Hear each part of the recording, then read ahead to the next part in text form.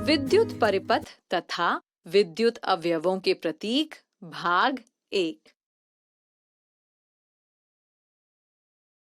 इस वीडियो में हम सीखेंगे विद्युत परिपथ, विद्युत अवयवों के प्रतीक।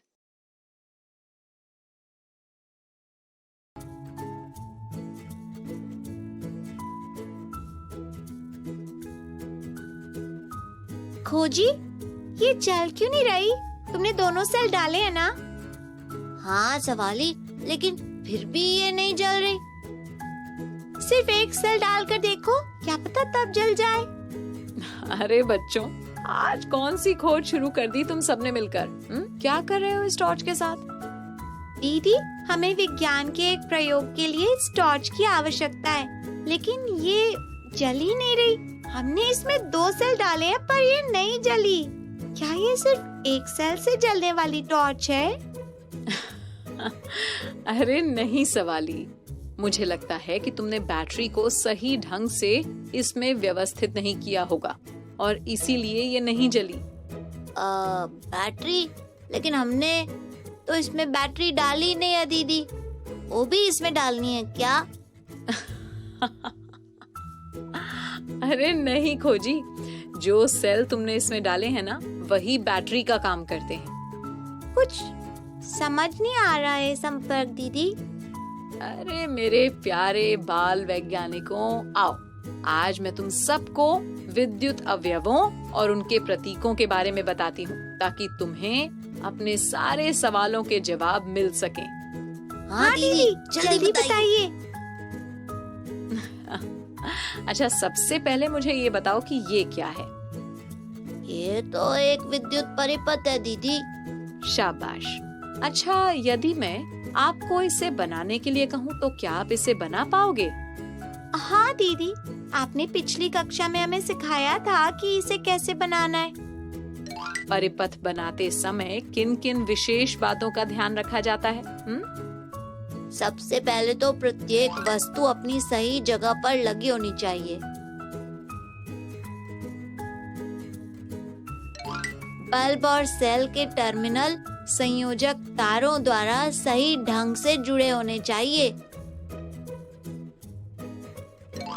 और परिपथ कहीं से भी टूटा नहीं होना चाहिए।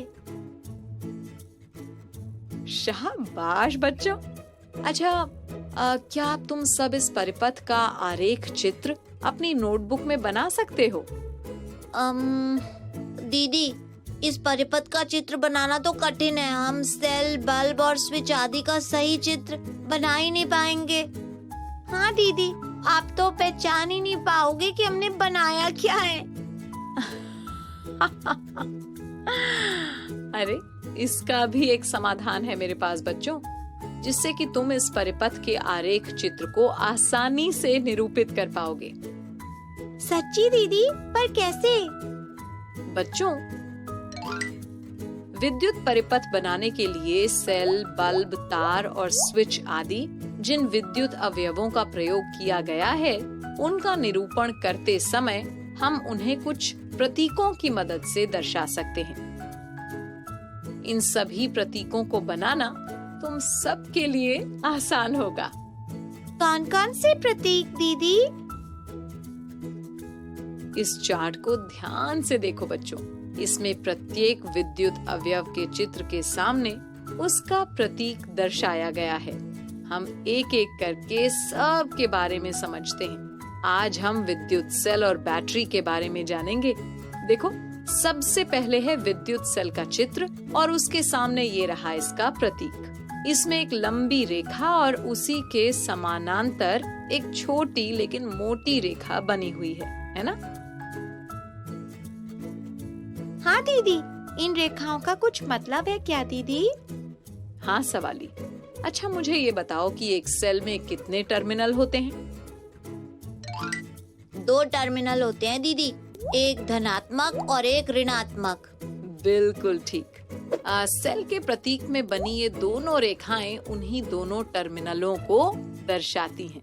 लंबी रेखा धन टर्मिनल और छोटी व मोटी रेखा ऋण टर्मिनल को निरूपित करती है। समझे ना? हाँ दीदी।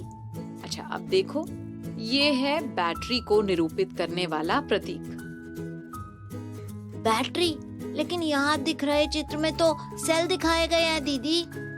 ऐसा इसलिए है क्योंकि बैटरी में एक से अधिक विद्युत सेलों का संयोजन होता है। अच्छा बताओ, आपके घर में जो टीवी का रिमोट होता है उसमें कितने सेल डाले जाते हैं? दीदी 2 सेल डाले जाते हैं। इस टॉर्च में भी 2 सेल ही डाले जाते हैं दीदी। हाँ बच्चों, टॉर्च, खिलौनों, रेडियो, रिमोट आदि में इसी प्रकार 2 या 3 सेलों का प्रयोग किया जाता है।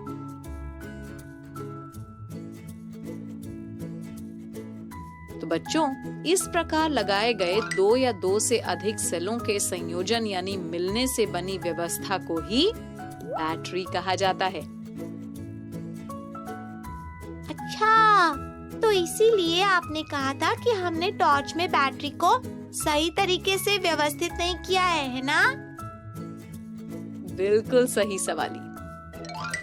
बैटरी में एक सेल का धनात्मक सिरा दूसरे सेल के ऋणात्मक सिरे से जोड़ा जाता है, तभी बैटरी में विद्युत प्रवाह संभव हो पाता है। ओ, यानी यदि समान सिरों को जोड़कर सेलों को टॉर्च में डाल देंगे तो बैटरी में विद्युत प्रवाहित नहीं होगी और बल्ब नहीं जलेगा, है ना दीदी? हाँ खोजी, जिस प्रकार बैटरी में एक से अधिक सेलों का संयोजन होता है, वैसे ही बैटरी के प्रतीक में भी सेलों के प्रतीक का संयोजन होता है। अरे हाँ दीदी, इसे तो सेल के प्रतीकों को दोहराकर बनाया गया है। हाँ खोजी, एक बात और बच्चों, बैटरी में सेलों का संयोजन करने के तरीके अलग अलग होते हैं। आपने देखा होगा बच्चों कि टॉर्च में सेल डालते समय उन्हें एक दूसरे के साथ सटाकर डाला जाता है। हाँ दीदी। टॉर्च में एक मोटा तार या धातु की एक पट्टी होती है जो एक सेल के धन टर्मिनल को दूसरे सेल के ऋण टर्मिनल से जोड़ती है। जब स्विच ऑन की स्थिति में होता है तो टॉर्च के धन टर्मिनल से ऋण टर्मिनल तक परिपथ पूरा हो जाता है, तब इसे बंद परिपथ कहा जाता है।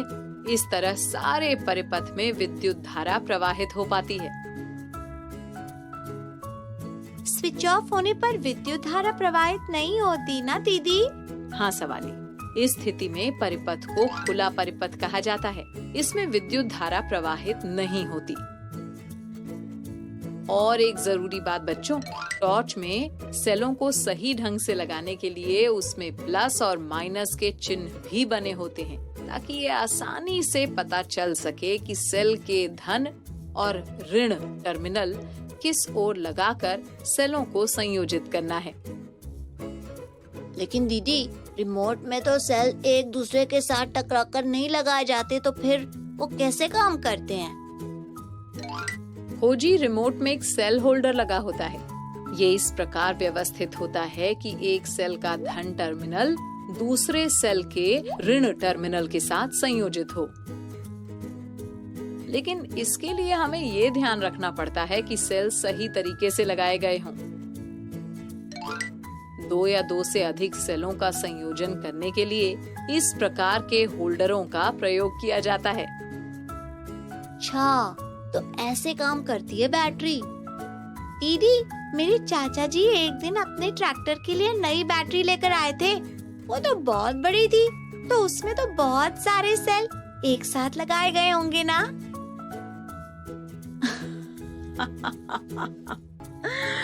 अरे नहीं सवाली, ट्रैक्टरों, ट्रकों, इन्वर्टर आदि में प्रयोग होने वाले बैटरियों में सेल नहीं लगे होते। उनमें प्लेटों के कई सेट लगे होते हैं। प्रत्येक सेट एक सेल की तरह ही कार्य करता है और इस तरह उनके संयोजन से बैटरी बनती है। ओह अच्छा। तो बच्चों, अब तुम समझ गए ना विद्युत परिपथ के अवयवों और उनके प्रतीकों के बारे में? हाँ दीदी। शाबाश। तो फिर बताओ कि ये किस विद्युत अवयव का प्रतीक है? ये तो विद्युत सेल का प्रतीक है दीदी। शाबाश सवाली। अब बताओ कि बैटरी क्या होती है? एक से अधिक सेलों के संयोजन से बने विद्युत अवयव को बैटरी कहते हैं दीदी। शाबाश बच्चों। आज के लिए बस इतना ही। अच्छा, तो अब मैं चलती हूँ, फिर मिलेंगे कुछ नई रोचक जानकारियों के साथ।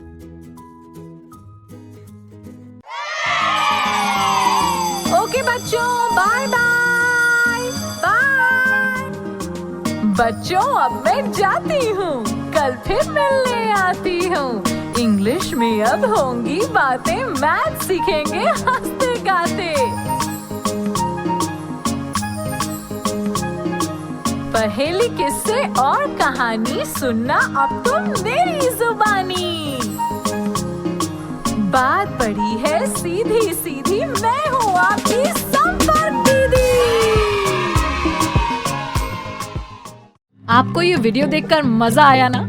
अगर आप इस वीडियो से संबंधित अन्य संसाधन जैसे कि अन्य वीडियो, गतिविधियां, क्विज इत्यादि देखना चाहते हैं तो अभी डाउनलोड करें संपर्क स्मार्ट शाला मोबाइल एप्लीकेशन। और हाँ, अगर आपको ये वीडियो अच्छा लगा हो तो इसे जरूर लाइक करें। और भी नए नए वीडियोस देखने के लिए सब्सक्राइब बटन पर क्लिक करना न भूलें। मिलते हैं बहुत जल्द YouTube और संपर्क स्मार्ट शाला ऐप पर।